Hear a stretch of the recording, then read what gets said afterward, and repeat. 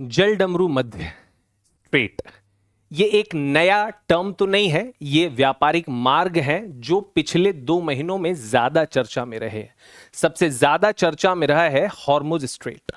दोस्तों, जब Hormuz strait की बात होती है तो हमें पता चलता है कि ईरान के ठीक नीचे और सऊदी अरब के ठीक ऊपर, जहां पर बहुत सारे और भी अरब कंट्रीज हैं, कुवैत है ना, और उसके अलावा यूएई है, कतर है, ये सारे देश जो तेल उत्पादक हैं इसी हॉर्मुज स्ट्रेट जलडमरू मध्य के पास से जो है अपना तेल का व्यापार करते हैं।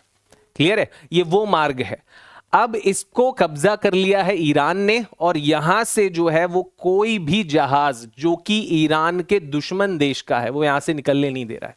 ठीक है।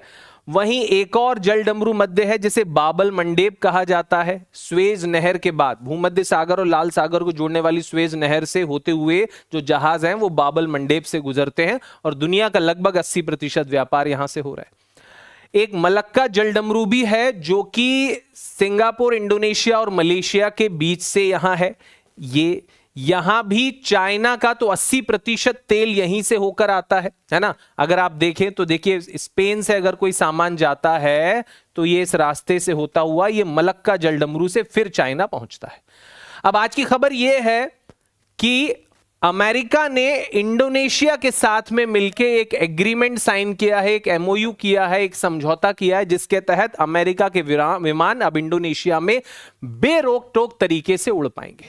अंदाजा यह लगाया जा रहा है कि अमेरिका का सीधा सीधा टारगेट जो है ये जलडमरू है, जिसे बोला जा रहा है क्या, या जिसे बोला जाता है मलक्का स्ट्रेट।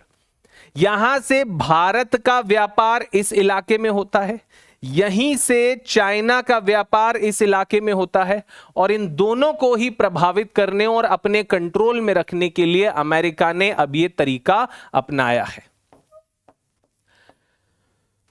अब दोस्तों, आपको क्या लगता है कि अमेरिका चाइना के अगेंस्ट, भारत के अगेंस्ट ये मलक्का जलडमरू जो कि सिंगापुर, इंडोनेशिया और मलेशिया के पास में है, इनके कब्जे में है, इस पर अमेरिका अपना नियंत्रण करने में कामयाब हो जाएगा? क्या ये भारत को प्रभावित कर पाएगा? क्या ये चाइना को दबाव में ला पाएगा? हमें कमेंट सेक्शन में लिखकर बताइए।